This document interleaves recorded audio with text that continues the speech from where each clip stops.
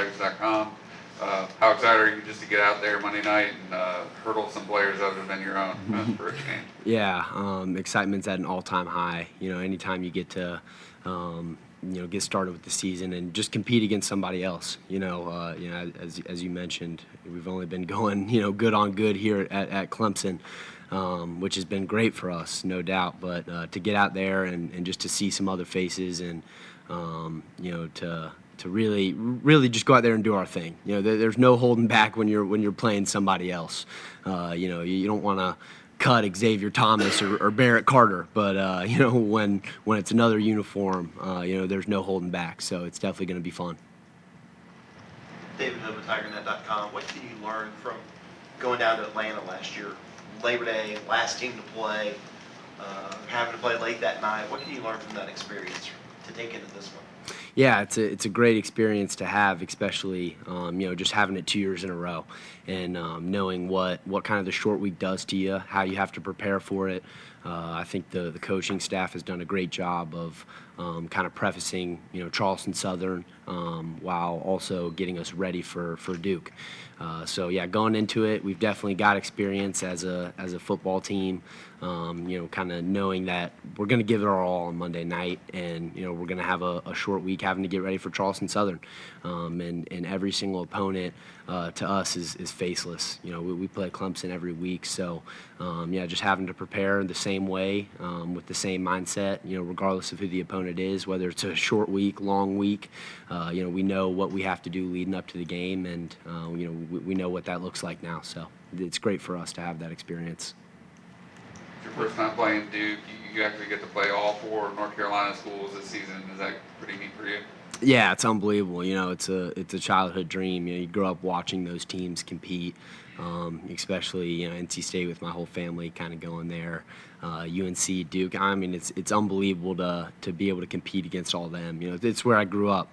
So I think everybody would feel special some type of way about it, and I definitely do. It's going to be a great opportunity, and I'm so blessed for sure. You know any players on Duke's roster? Yeah, I'm friends with a couple of them. I know running back Jalen Coleman, Brandon Johnson. They're nickel backer, nickel Sam. So, I've got good relationships with them. Their quarterback Riley Leonard actually did a leadership thing with him during COVID. Right before we graduated and went on to our universities. So I got some great relationships with those guys, and can't wait to get out there and compete against them. It's a great opportunity, and just got to go out there and show them who's the best. Will Vanderbilt, Clemson Insider. Just wanted to ask you, you're an emotional guy, and I know you love the game like I do. So when you see it 4 days of people playing football games in a row, and you guys got to wait for the last game, how do you keep that energy inside without burning it too early? Mm-hmm. Yeah, there's definitely a science to it, especially just being as emotional as I am. I wear everything on my sleeve, so just having that experience that I've alluded to, it being my 3rd year, kind of understanding the energy and exertion that it takes to play a football game at the best of my ability. Just being able to go into it and taking those other games as learning opportunities. There's almost always week 0, week 1. There's always something that you can learn from, whether it's personnel problems or someone not making the right decision, not knowing the situation, right? There's always something you can learn from. So I think just kind of shifting my focus towards that and trying to take my mind off the game a little bit will be good for me, in a sense, just to be able to learn and be able to go into Monday night as prepared as possible. You do a little early scouting at Florida State Sunday night? Yeah, I think every team that plays, we'll definitely check them out. Florida State, I know they got LSU on Sunday, right? Yeah, so that's a great game to catch. One that I think we'll definitely have our eyes on. Any pre-scouting you can get is useful down the road. So. You guys have had 30-something practices with this offense, but you finally get to unveil it Monday night. What are people going to see? What can people expect? Yeah, there's a lot of expectations out there. I think as a team, with us, and then the outside expectations. I think at the end of the day, we want to win the football game. There's no doubt about that. So whatever we have to do, however many times we got to get in the end zone, however many points we have to put up on the board. But I think you're going to see a lot of explosion, a lot of poise, and just a great led group, not only by Coach Riley but by Kade. I've got so much confidence in those two, and I sit back here and smile because I'm so blessed to share a backfield with two, and really just this whole offense. They make it so easy on me to go out there and do what I do, and hopefully I reciprocate that and make it easy on them as well. But yeah, I think you're just going to see a lot of explosion, and everybody kind of come together, and there's going to be mistakes. Like I said, week one, there's no doubt, but we're going to learn from those, move forward, and as long as we get that win and move on to the next week, that's all we're looking for. Leading comes easy for you, and you've kind of had to be that voice on offense the past couple of years. Has Kade been able to take some of that pressure off of you? Is he, kind of more the voice now, or do you guys share it? Yeah, I think Kade has done a tremendous job just coming in and being vocal. He's one of those natural leaders that you just got to kind of sit back and watch him do his thing sometimes, which is great. He's got that component to him where not only does he do what he needs to on the field, but off the field with his voice. So to speak to that, yeah, he's a great vocal leader, and it's definitely takes some pressure off of me to kind of allow me to just, when I'm on the field, focus on doing what I can do to help the team as much as I can. And when I got to step in and be vocal, I think I've shown that I can do that, and I'm willing to do so.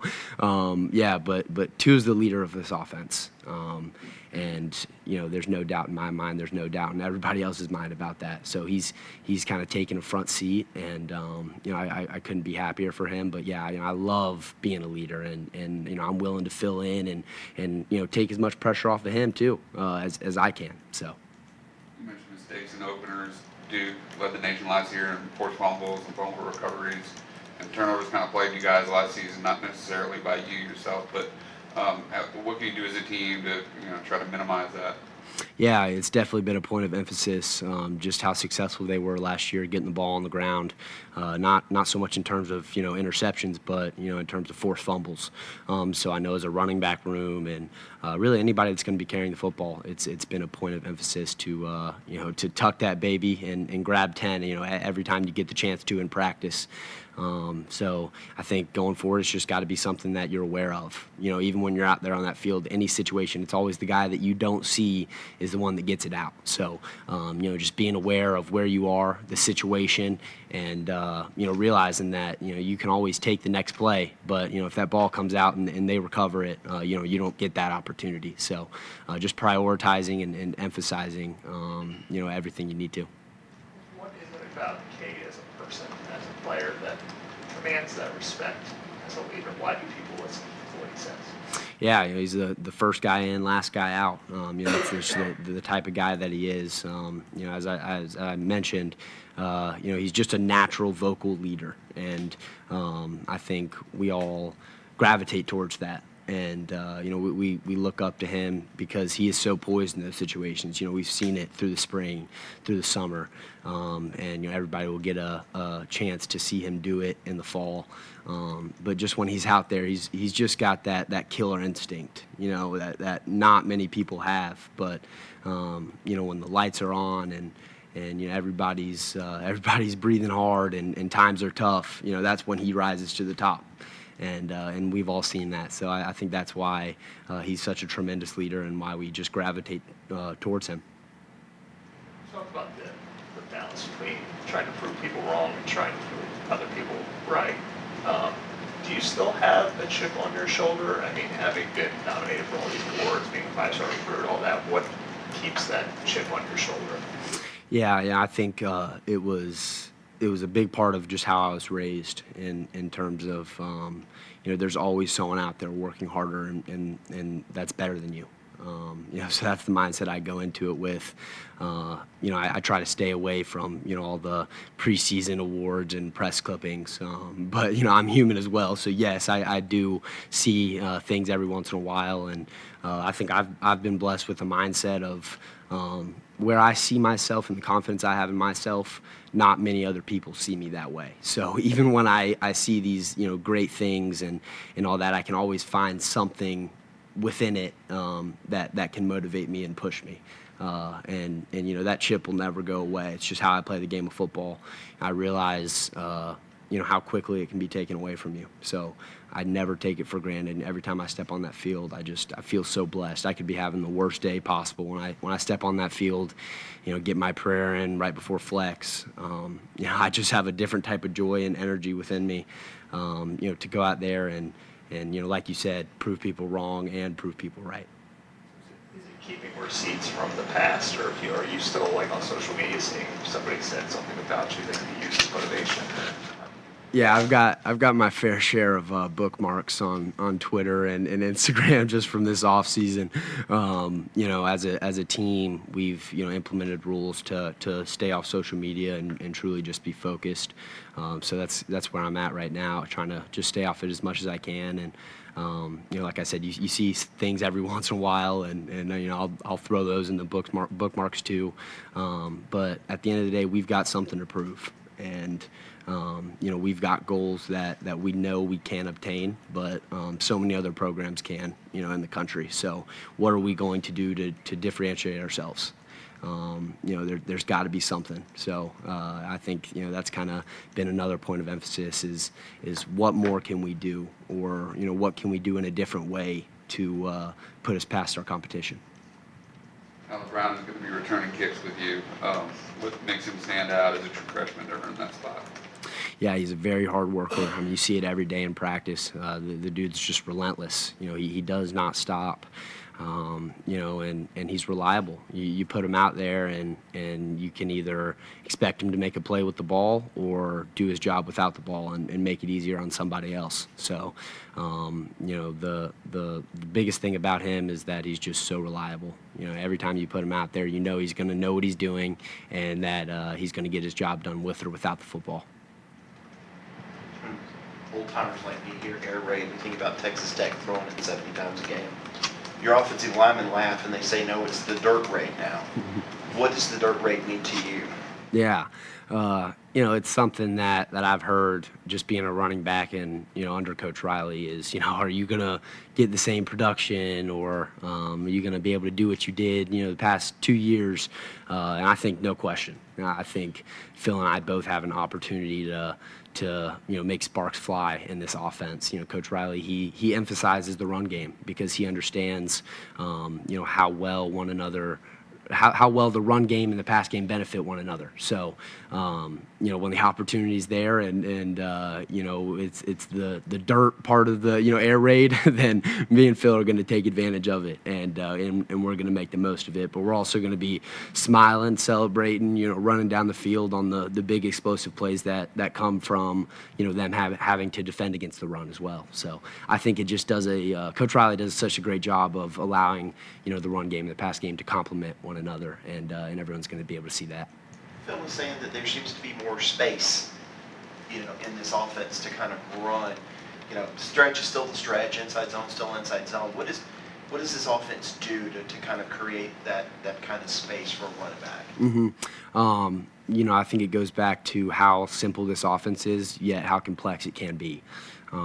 You have so many plays, but all of them are in different formations, right? So it looks like something totally different, but it's the same concept to us. So, just being able to take that information and the defense not having, any clue what we're actually doing. I think, with our previous offense, we had just been doing it for so long that, people have picked up on the clues. They've got all the film to watch and know what's coming next.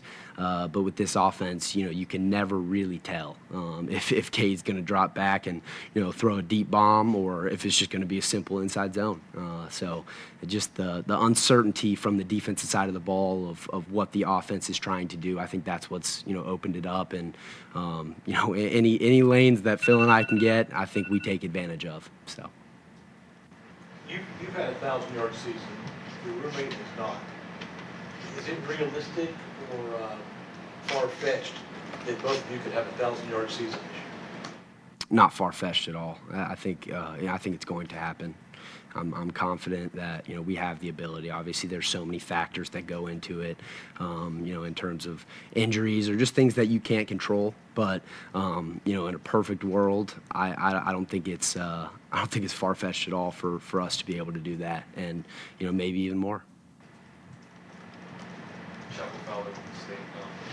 Garrett told us yesterday he's going to coach from the field as opposed to the box. I think Brandon was in the box. Do you have a preference for that? I guess as a running back, how does that change or help things? I assume in high school, everything's on the field face to face. Does having your OC physically down on the field with you help you with the team, would you say?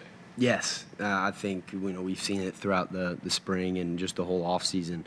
Having him down there readily available to answer questions, offer advice, kind of talk about the upcoming drive. I know with Coach Streeter being up in the box, it was just tough communication wise because there's only one headset to be able to talk with him, and usually it was the quarterback on that. So just having him down there readily available for all the players, not only the running back room, but in terms of O-line, quarterback, wide receivers. Any questions, he's the expert, right? He's the guy you go to for the answers of this offense, and to have him on the sideline with us just gives us a newfound confidence that I think we're really going to take advantage of. It's going to pay its dividends.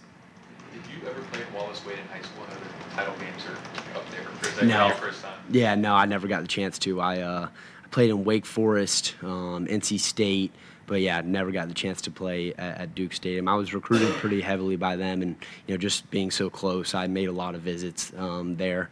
Loved the coaching staff, the program. Loved their field and everything. So just to get a chance to play on it, in the home state is something I'm looking forward to. I guess when you were a lacrosse player, do you think about playing lacrosse at all? Yes, yeah, I did. So it was actually my brother's dream school. Ever since he kind of decided he was going to play lacrosse, he never got the opportunity to be recruited by them. I had the opportunity early on in my lacrosse career. It was definitely something I was, looking at, and it's Duke University. The academics and the athletics combined. It's tough to find anywhere else like that in the country. So it was definitely an opportunity for me, and I think if I played lacrosse, it definitely would have been one of two choices that I would have gone to. So. Those of us that follow the program closely understand the Clemson 350, the shirt you're wearing, but for those watching who might be curious, explain the significance of that.